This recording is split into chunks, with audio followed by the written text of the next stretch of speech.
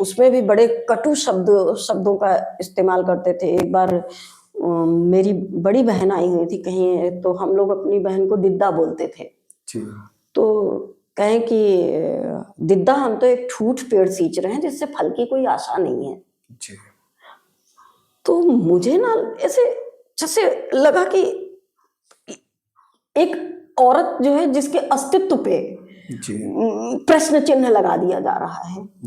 हम पहले कुछ पढ़ लिख करके अपने पैर पे खड़े होना चाहते थे कि एटलीस्ट कम से कम हम बच्चे पालने की स्थिति में तो हो जाए। यहाँ तो इलेक्ट्रिशियन है, 200-250 रुपए सैलरी मिल रही है, बच्चे कहाँ से पलेंगे और बच्चों का भविष्य क्या होगा। तो फिर उस समय ये लगा कि नहीं, अब कुछ भी हो तो बच्चे हो जाएं।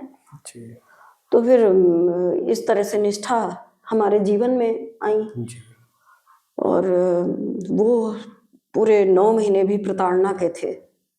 मुझे बहुत उल्टियां होती थी, तो हम खाना नहीं टाइम पे बना पाते थे, तो उसके लिए वो चिल्लाते थे, मारते थे कि फिर मेरी गर्भ के दौरान भी मार खाना पड़ता था। उसके दौरान भी मार खाना पड़ा।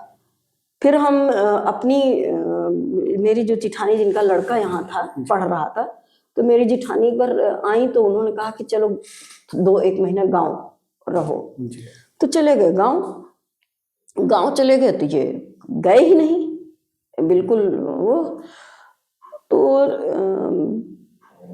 रक्षाबंधन पे मेरी जिठानी इलाहाबाद आई, वो भी इलाहाबाद की थी।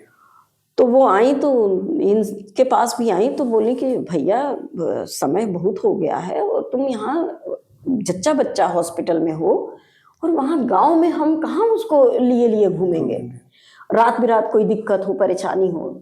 कहन अरे रहा दे भौजी, उनके कोनो ऐसे बच्चा नहीं होने वाला है।